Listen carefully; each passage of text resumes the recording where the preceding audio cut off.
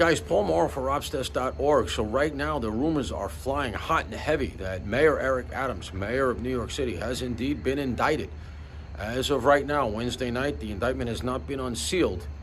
Rumor is, and it looks corroborated right now, that the indictment will be unsealed tomorrow, Thursday morning, with the mayor actually surrendering next week. But Mayor Eric Adams appears to have been indicted here in New York City. Stay tuned.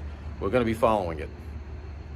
That's breaking news from last night. New York Mayor Eric Adams has indeed been indicted. But for what?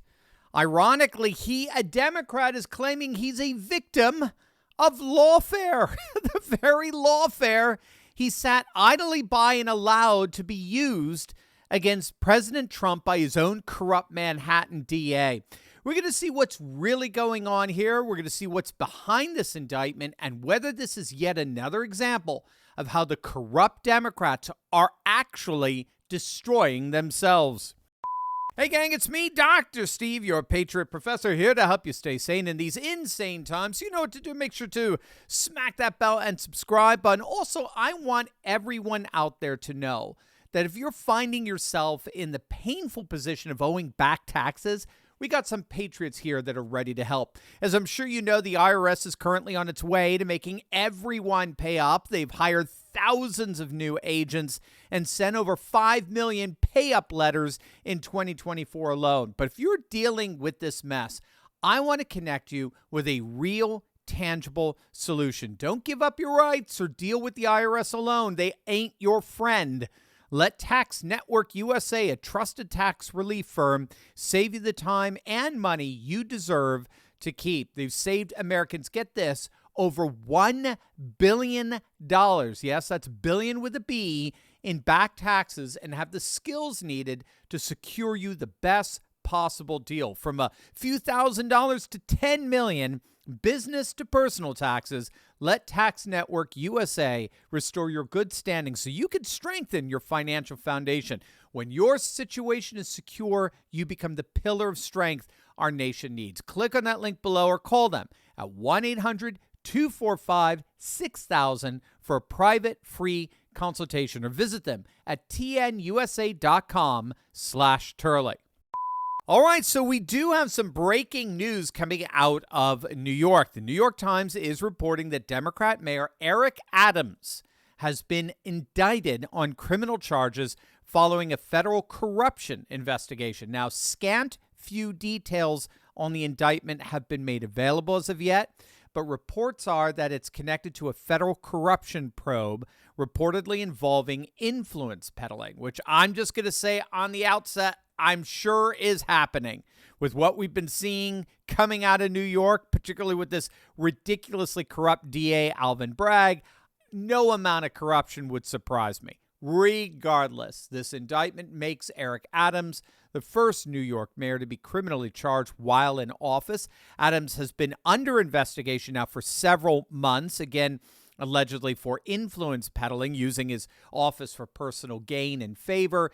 And the investigation has included several members of his administration having their homes raided, including their interim police commissioner, resulting in a slew of resignations. Adams wasted no time in firing back. My fellow New Yorkers, it is now my belief that the federal government intends to charge me with crimes.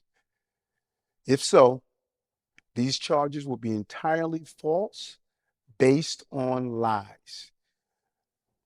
But they would not be surprising.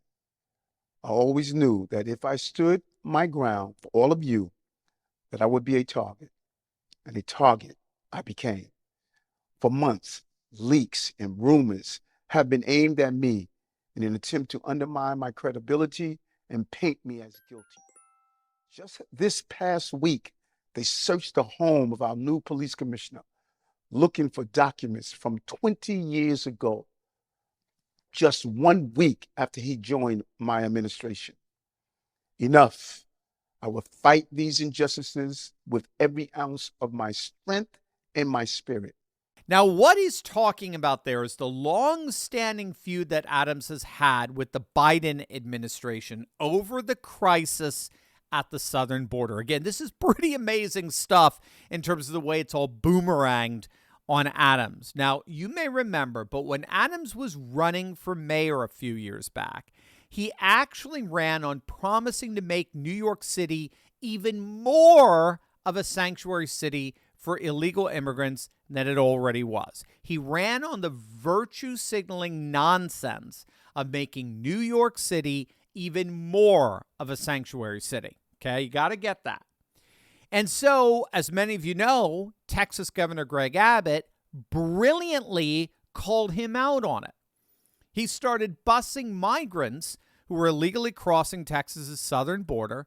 Abbott started busing them to self-designated sanctuary cities, most particularly the city of New York. And he said, in effect, okay, here you go. You want them, you got them. They're your problem now. And originally, Adams absolutely flipped out. He petulantly tweeted out, Greg Abbott is using innocent people as political pawns to manufacture a crisis. But a number of commentators immediately pointed out the ridiculous hypocrisy of Adams.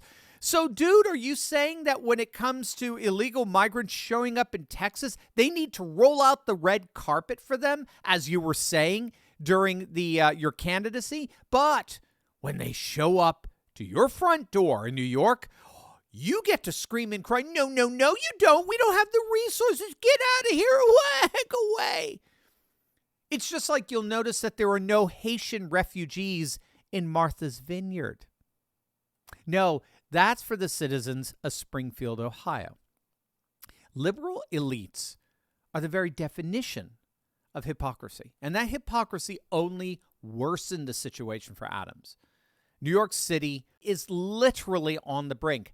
50% of their hotel capacity is being taken up by hundreds of thousands of illegal migrants. And Democrat constituents, the citizens, are being bypassed by the government in terms of basic social services, which are now being extended to illegal migrants at their expense, at the expense of the Democrat voter, at the expense of the voter who actually voted for this. And so, not surprisingly, the voters began to rebel. New Yorkers to this day are absolutely livid.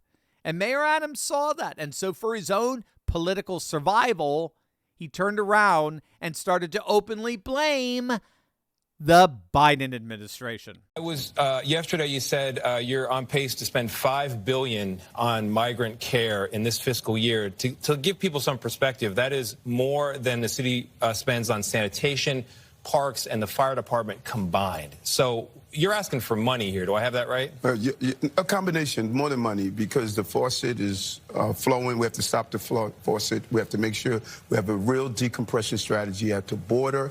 And we have to ensure that we have real immigration reform, because it's going to continue. It's not sustainable. When you look at 10,000 a month, the math just does not add up. That, my friends, was a Democrat. What you just heard there, that was not President Trump. That was not Pat Buchanan. That wasn't a xenophobic, knuckle-dragging, racist, MAGA hat-wearing Republican. Those were the words of a Democrat, a big city Democrat. We have to stop the faucet. The faucet is flowing, and we've got to turn it off. In other words, we've got to close the border. That was a Democrat. Not just a Democrat, the mayor of one of the bluest cities on the planet. I mean, seriously, gang, he didn't stop there. Listen to this. Eventually, this was going to come to a neighborhood near you. Having someone embedded is a good start. That came from the Secretary of Homeland Security. We want to thank him. But I've been very clear on what we need. We need to control the border. We need to call a state of emergency, and we need to properly fund this national crisis. We need to control the border. I mean, how much more explicit can you be than that? Now, you'll notice, where were all the shocked, shrilling cries from the legacy media of xenophobia? Just like what they're doing right now with the Haitian migrants over at Springfield who are supposedly eating pets. Why is the legacy media now suddenly so receptive and so entertaining of the idea of closing the border when Eric Adams talks about it? What happened? What precisely is Eric Adams advocating that President Trump hasn't been advocating for nearly 8 years now? Well, we all know what happened. Mayor Adams said it. He said the quiet part out loud. Eventually, this is going to come to a neighborhood near you. It wasn't until these stuck-up, arrogant elites had to personally step over migrants lying in front of their bougie apartment entrances. It wasn't until they had to start giving up their kids' Little League ball games because of the tent cities that were set up in their parks. It wasn't until then that they suddenly said, oh, wait a minute now. How come we haven't sealed the border? How come we haven't turned off the faucet? Who left the border open like that? Who would do that? I mean, you could literally cut the hypocrisy with a knife. So now the obvious question is this indictment that just got handed down last night, are these raids on the mayor's and his colleagues' homes, are these all acts of political retribution against him? I mean, far be it from me to defend any Democrat. I have no doubt this guy is as crooked as they come. But that corruption obviously pervades the Democrat Party, which begs the question, why are they singling him out? Now, some might dismiss these lawfare concerns prima facie, as if such a concern were just paranoia. I mean, after all, our systems of justice are beyond reproach, aren't they?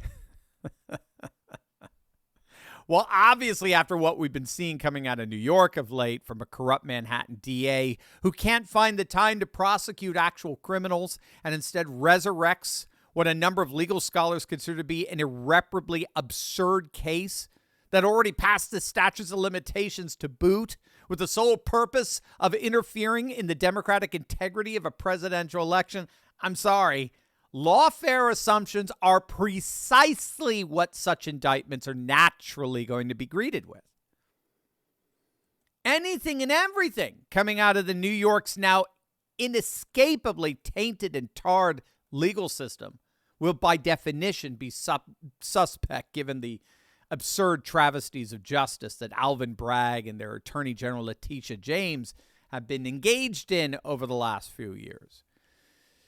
You got a complete implosion in their justice system's legitimation in the eyes of the vast majority of the nation. Again, this is just an organic backlash, the predictable blowback that the Democrats' antics and lawfare inevitably results in. But what's so interesting here is that now that lawfare is being turned inward. The lawfare that's been unleashed by the Democrats is now being turned on Democrats. Republicans are no longer the sole objects, the sole targets of lawfare. And this again was inevitable. Once lawfare had been unleashed, once the genie's out of the bottle, there's no controlling where it's going to go. Now it can be used as a weapon literally anywhere, anytime, against anyone. The question is simply this. Are you supporting the regime's expansion of power and control? Or are you standing against it?